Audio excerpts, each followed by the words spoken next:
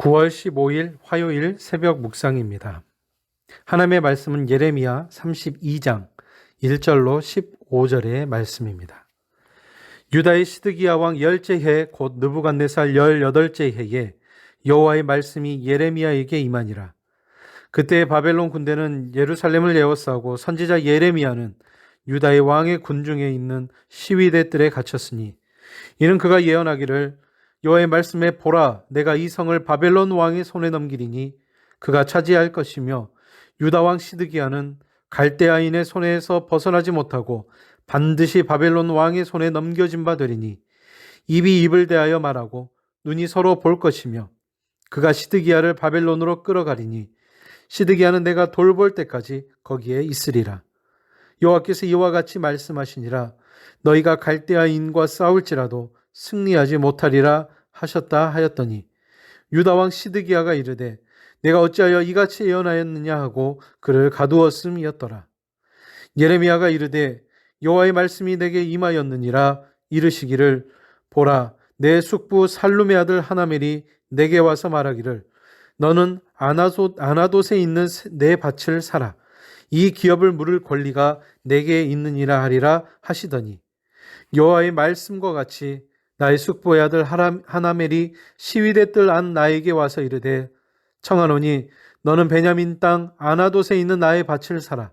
기업의 상속권이 내게 있고 물을 권리가 내게 있으니 너를 위하여 사라 하는지라.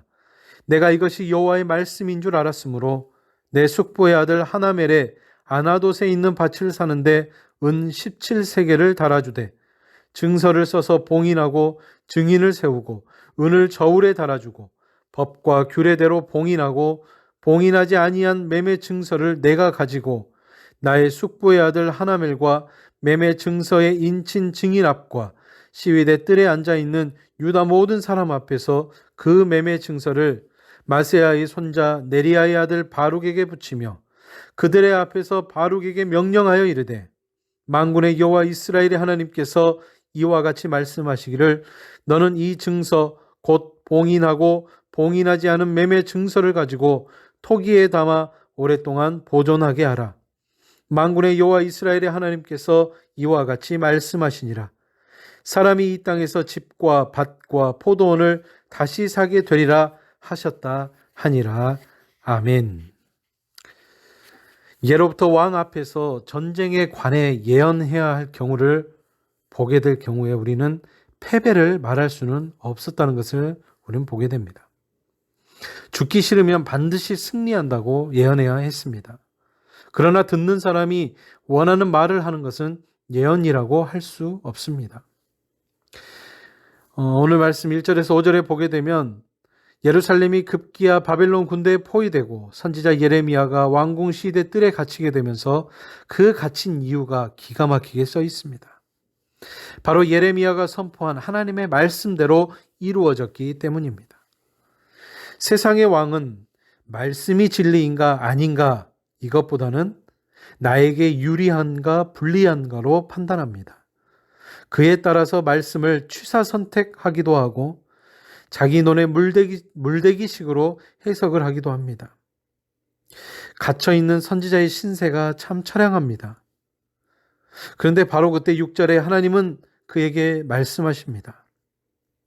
하나님은 진리를 따르는 당신의 백성이 고난을 당할 때 반드시 말씀하십니다. 바로 그 말씀이 능력이고 구원인 줄로 믿습니다. 하나님의 백성은 그 말씀을 통해 감옥에서도 버틸 힘을 얻습니다. 그런데 이 말씀의 내용이 참 이상합니다. 예레미야의 사촌이 와서 아나돗에 있는 밭을 사라고 할 테니 그 제안을 수락해 밭을 사라는 것입니다. 오늘 말씀 7절에서 9절에 보면 실제로 그러한 일이 일어나게 되고 예레미야는 하나님의 말씀대로 그 밭을 사게 됩니다. 여러분 한번 생각해 보십시오. 예루살렘이 포위되었는데 바벨론에게 점령당하는 것, 이것은 시간 문제일 뿐입니다. 게다가 예레미야는 자유를 빼앗긴 상태입니다. 이런 상황에 밭을 사는 것이 과연 무슨 의미가 있습니까? 그러나 예레미야는 현실을 보고 행동하지 않습니다. 말씀을 따라 행동하는 것을 보게 됩니다. 예레미야는 정식으로 매매 계약서에 서명을 하고 증인을 세우고 저울에 달아서 값을 지불합니다. 오늘 말씀 10절에 법과 규례를 따라 봉인하고 봉인하지 않은 매매 증서를 받게 됩니다. 예레미야는 쓸데없어 보이는 이 일을 너무 진지하게 하고 있습니다. 여러분, 왜 그렇습니까? 그것이 하나님의 말씀이었기 때문입니다. 우리가 마태복음 13장에 나와 있는, 특별히 13장 44절에 보게 되면 천국은 마치 밭에 감춰진 보화와 같다고 말하고 있습니다. 그리고 그 보화를 발견한 사람은 자기의 모든 소유를 팔아 그 밭을 사게 되지만 다른 사람들은 그 이유를 모른다는 것입니다. 오늘 말씀 12절 14절에 예레미야는 이 매매 증서를 서기관 바룩에게 넘겨주고 하나님의 말씀대로 토기에 담아 보관하게 합니다. 이후에 예레미야가 하나님께 드린 기도를 보게 되면 그가 이 일을 기꺼이 행했던 것만은 아니었던 것을 우리는 알게 됩니다. 그래서 하나님께 질문합니다. 이유를 다 알지는 못했지만 먼저 순종하고 그 다음에 기도하는 것입니다.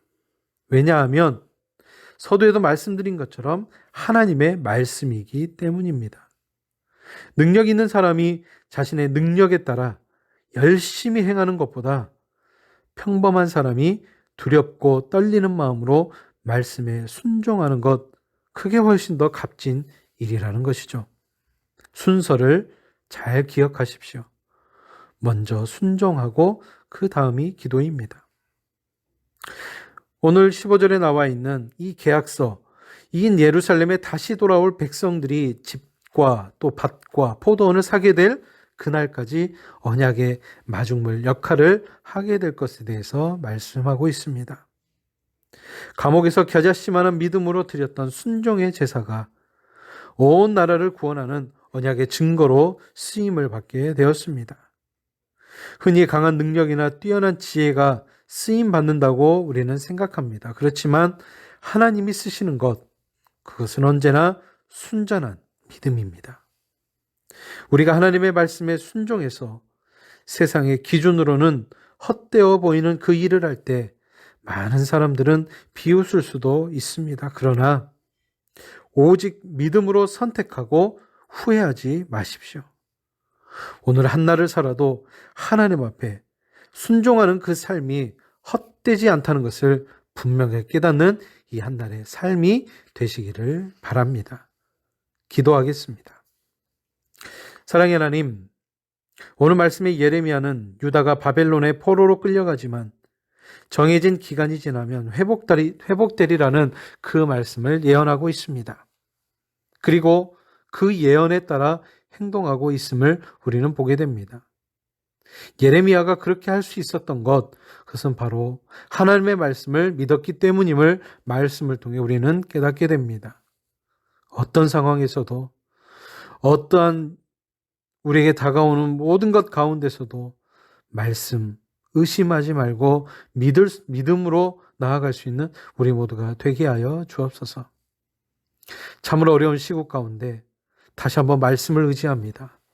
우리를 회복시키실 분은 하나님이심을 믿고 이 어려운 시국과 이 나라의 모든 또 세계 가운데 어려움 가운데서도 주님 앞에 기도함으로 중보함으로 우리가 주님 앞에 다시 한번 바로 서서 나아갈 수 있는 믿음의 동역자들 다 되게 하여 주시옵소서.